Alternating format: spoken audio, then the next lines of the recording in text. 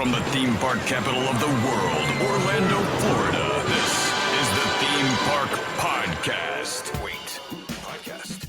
Is this on the radio? Why does everything gotta be so messy on this station? Anyway, here's your hosts, Dickerman, Jimmy D, and Scott Harris. Hey there, and welcome to the Theme Park Podcast. Dickerman here. There is Jimmy D. Hello, fellas. And Scott Harris. Hi, hello. What's going on? What's up? What's new? We don't say spooky season when it actually is. I mean, we are in the first week of October now. It is now officially spooky season, Scott. You guys mocked me every time I did it. You've been saying it since January. Now because we're in October. Me, it never ends. You're not saying it. I mean, do I have to like run through my letterbox of all the horror movies I've watched in the last week? No. Scott just wants to be contrary, that's all. Yeah, Bride of Frankenstein, Crimson Peak, The Ugly Stepsister, Creature from the Black Lagoon, The War of the Gargantuas, Class of Nukem High, Swamp Thing, Deadly Friend, Ghost Watch, The Return of Swamp Thing, Jigsaw, Spiral from the Book of Saw, Silver Bullet, The Return of the Vampire. We really spiraled into movie talk, record time, this podcast. He's dipping his toe back to the 80s, too. I mean, Class of Nukem High, Swamp Thing, and Swamp Thing, The Return of Swamp Thing, with a epic performance by Heather Locklear, one of the greatest acting performances of all time. Thank God she got better. And you know what? You know what I discovered's on Shudder? Tromeo and Juliet. Oh yeah, you should definitely watch that one. Might have to watch that. That's a cult classic, though. I'm watching everything. I've got one Saw movie left until I complete that series. What about Attack of the Killer Tomatoes? I already watched the first one. I've found a streaming service that has Return of the Killer Tomatoes, starring George Clooney. I had no idea that happened. Okay. All right. Well, this is not movie talk. It is theme park talk. It is the best time of year to go to theme parks, in my personal opinion, because the weather's about to dip. I swear it's going to happen, boys. I know it still feels like it's 1,000 degrees outside during the day, but it's going to come and be nice and cool and pleasurable to not only go to theme parks at night, but also during the day.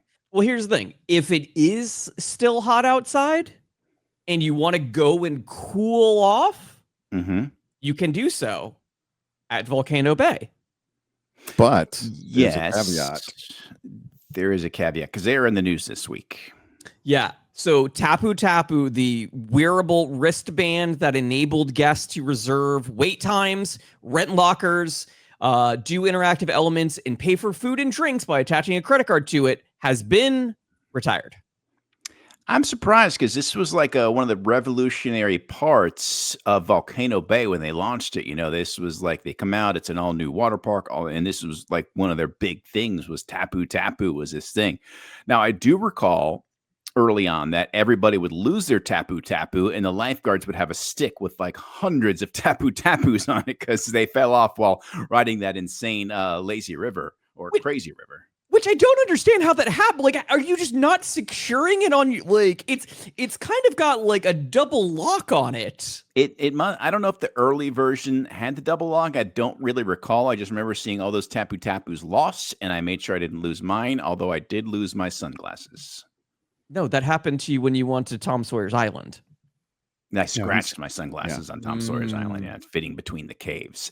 Did they say why TapuTapu is? I read something that one of the creators wrote, and he mentioned that the fact that cell phones are becoming more and more waterproof, and that wearable watches pretty much will do everything you need it to do, and then just have people wait in standby lines.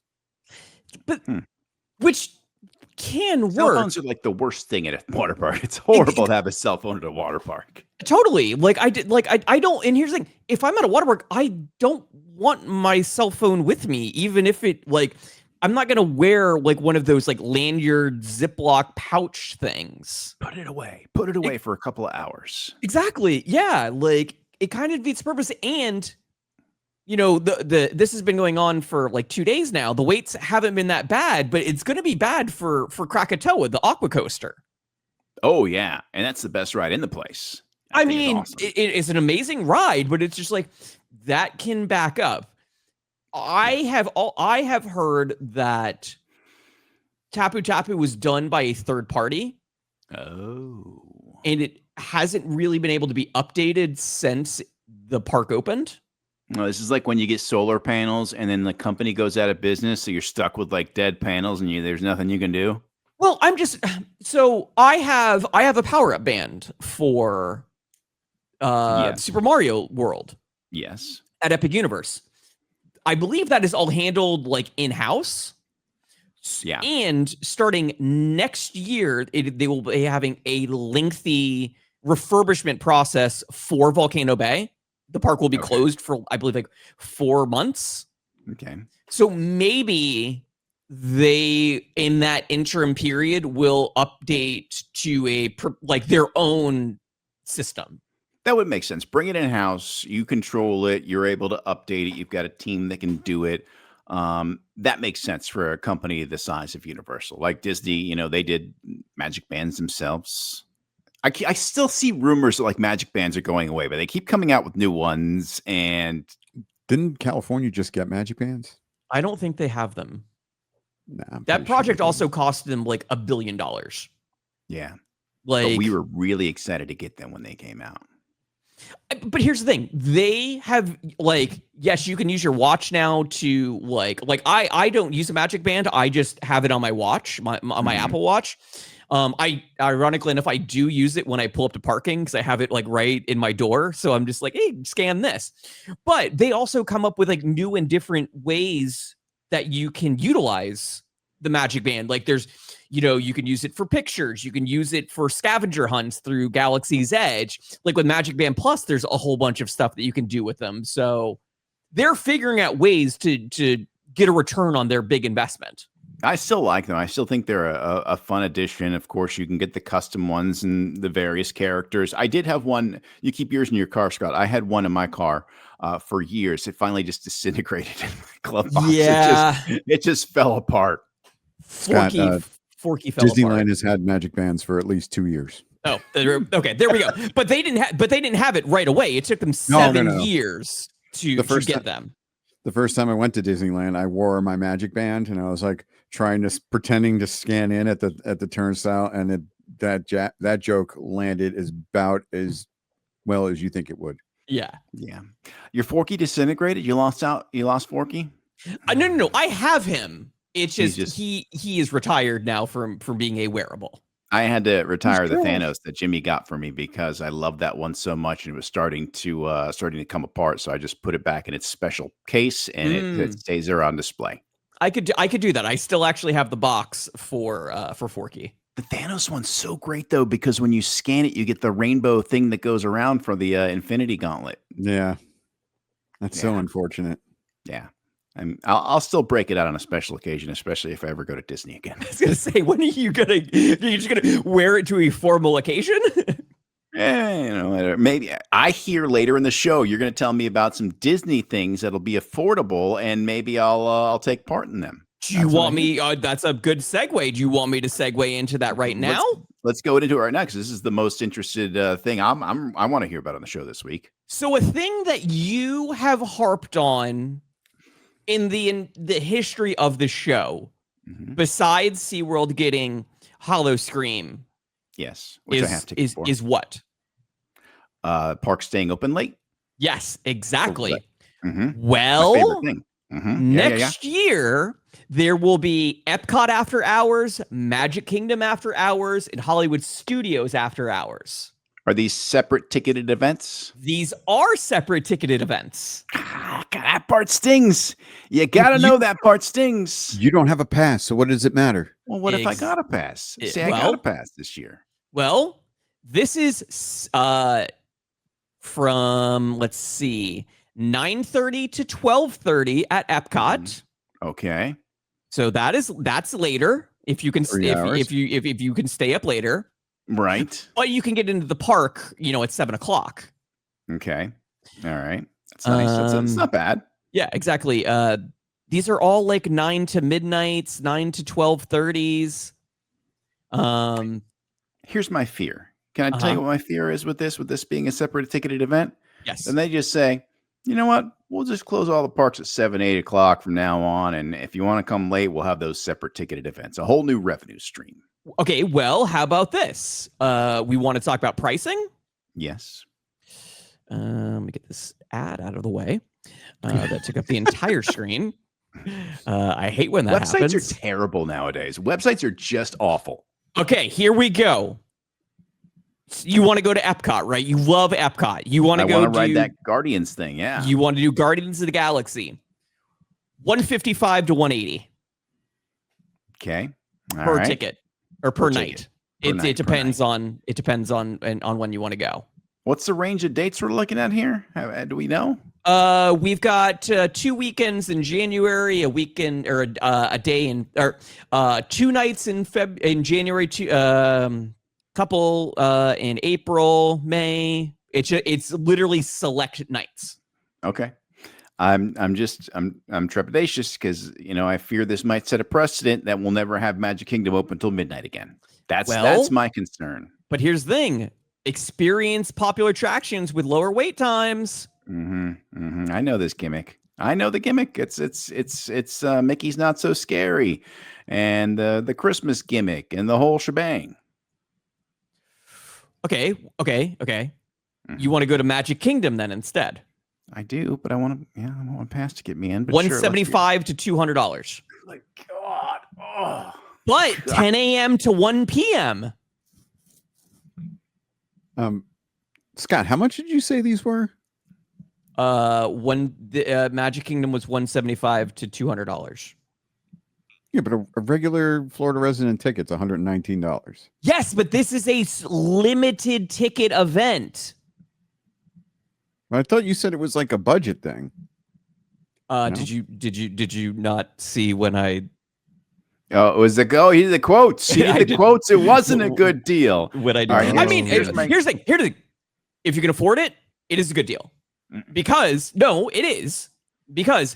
it just like going to any of the parties, it is a different kind of experience. They do different kinds of things at these events that they don't do during regular park hours. Here's my suggestion. This is for everyone listening and everyone in the world. Do not support these type of events. Do not encourage this type of behavior. Don't go and they won't build it. How about this? Okay. Hollywood Studios. 9:30 to 12:30, $155 to $189. But there's going to be fun things like this. DJ Rex spinning the hottest tunes this side of Coruscant. Really? Yes. Wow. Does he not do that inside the little bar there that's too crowded always? But this is a different experience. Okay, all right. I mean, jeez. There's dance parties going on. They are ringing. They are wringing people dry right now. They're just wringing every drop out of this towel. Does it have the all-you-can-eat ice cream like the Villains thing? No. And I think that was only because you guys were there. I don't think that's a regular occurrence. No, that was whenever you do, they had the Villains night. It included all-you-could-eat ice cream. Oh, wait. No, sorry. You are correct. Select snacks are included in your ticket, such as ice cream, popcorn, and bottled beverages. They will give you whatever you ask for too, because Jimmy tested that. They were just going to give him everything. He's like, "Hold on, no, I was just kidding." All right. So, do you take back what you said? No, I don't. I still suggest do not support this type of behavior because when we do things like this, we lose things. No, I'm in. Yeah, I want to It's see not the helpful. DJ. Neither of you are helpful. I want to see DJ Rex spin. I'm sorry. I want to to I'm stuff in. my face with ice cream. Yeah, I'm in. No, don't do Yes. this. Yep, Just no. go when if you want to stuff your face, go during the Halloween or Christmas. Tickets for all of these go on sale on October 9th. All right. We'll leave Dickerman in the car with the window cracked. Yeah. That's fine. That's fine. I'll go up with my Magic Band and say I'm a pass holder and I paid for my pass. You don't get to exclude me in the evenings.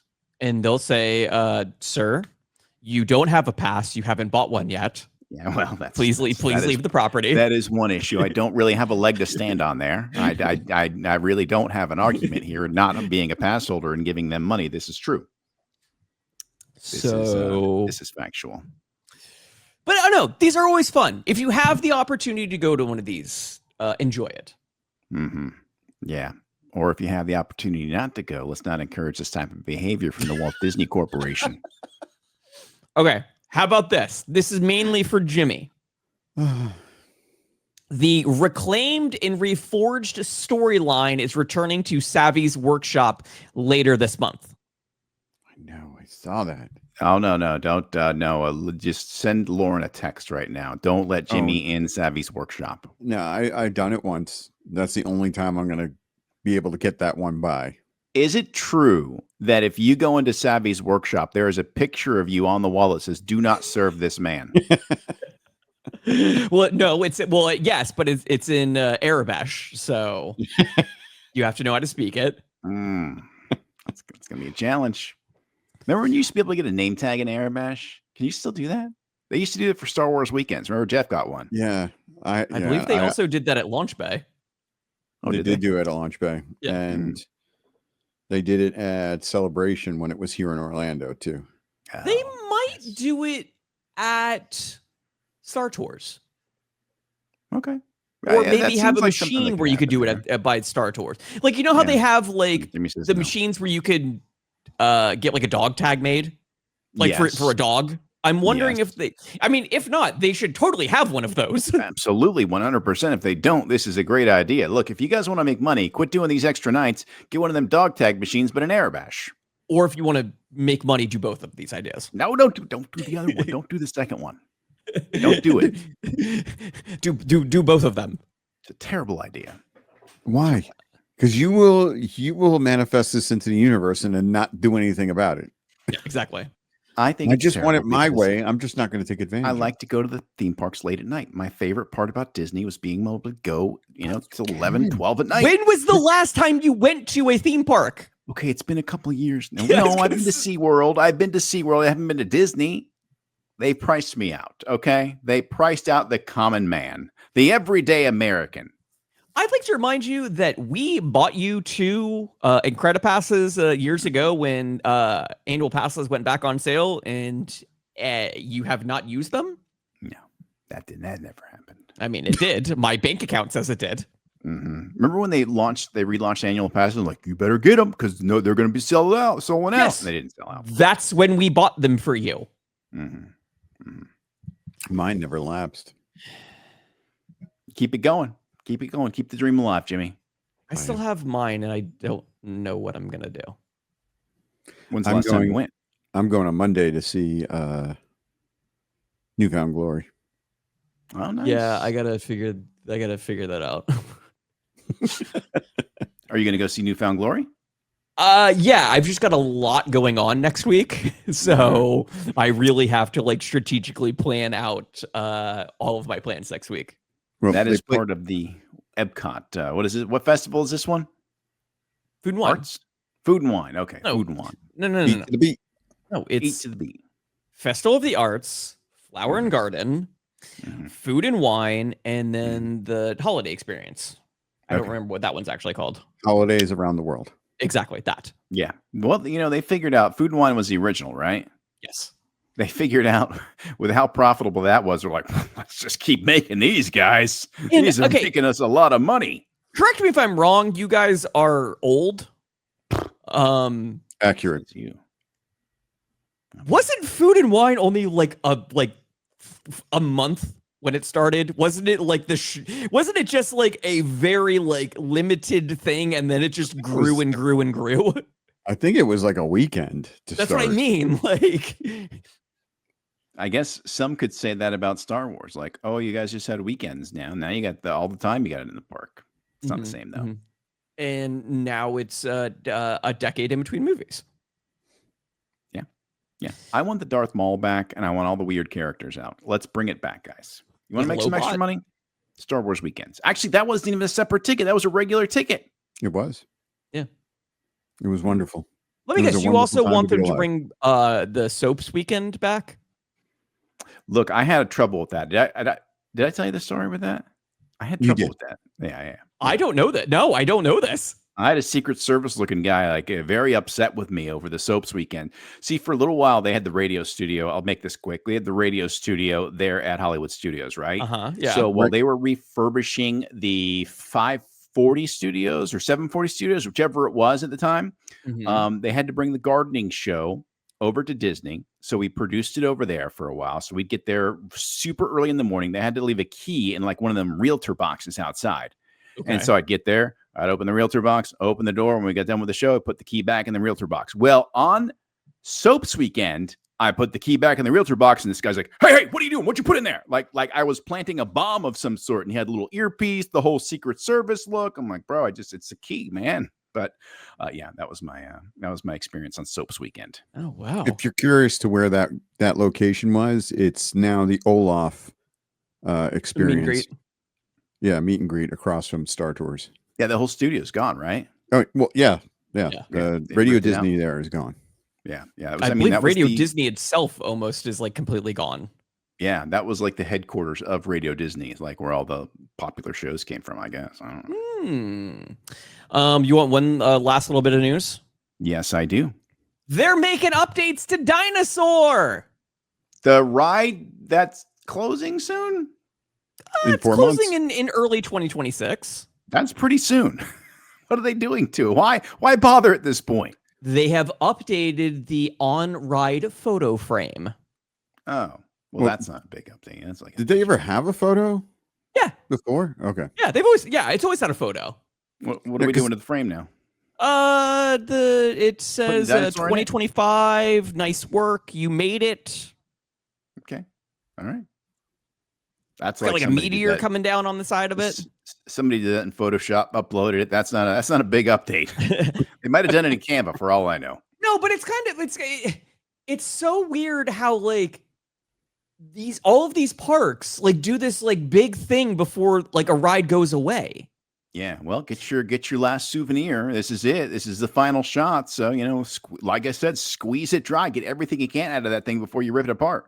Like we talked about how when Rip Ride Rocket closed because you abandoned your post, yeah, they brought all the characters out that I know. All of a sudden, I didn't even know existed. Nobody knew they existed, but here they are. They're real people. They existed in like plain sight, but it never occurred to you that they had names. This is true.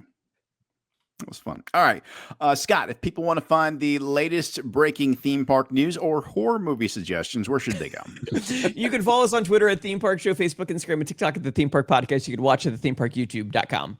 And the show traditionally comes to you live from the Lauren Campbell Realtor.com, Tebow Gazebo Studios. For Jimmy D, for Scott Harris, I am Dickerman. Until next week, we will see you out at the parks. This has been the Theme Park Podcast. Follow the show on Facebook and Instagram at the Theme Park Podcast. To catch up on previous episodes, check out thethemeparkpodcast.com, the iHeartRadio app, or Apple Podcasts.